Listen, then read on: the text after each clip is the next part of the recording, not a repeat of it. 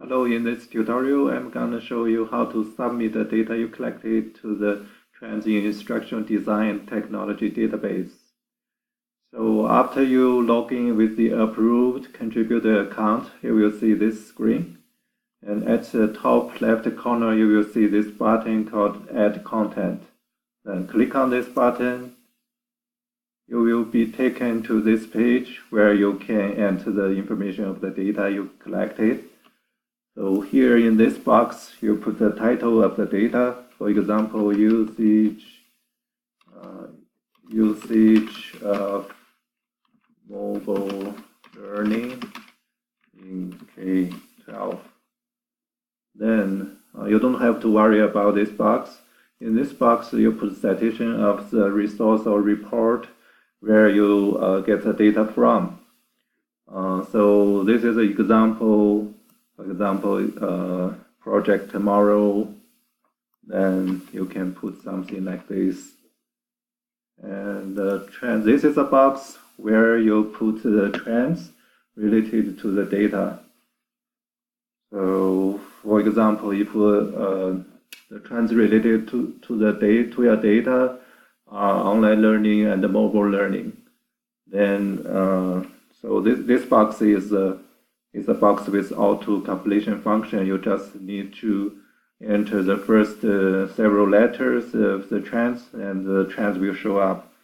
So if for the mobile learning, when you type in the first three letters, then the mobile learning will show up right here. Then just click on it.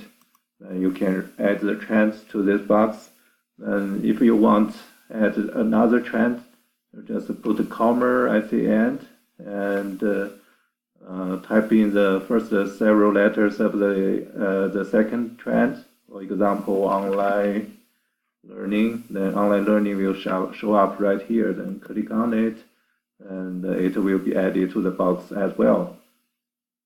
So this box is a drop-down box for you to specify the settings where the data was collected from.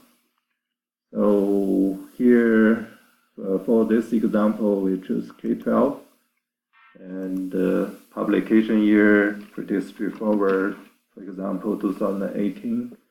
Then category of information, so you can see we have all these options, and you can choose it. So maybe usage current, past, and past it is most relevant. The sample size, we could see like 1,000, because usually project tomorrow has a very large sample size. 1,000 is still small compared to their regular sample size.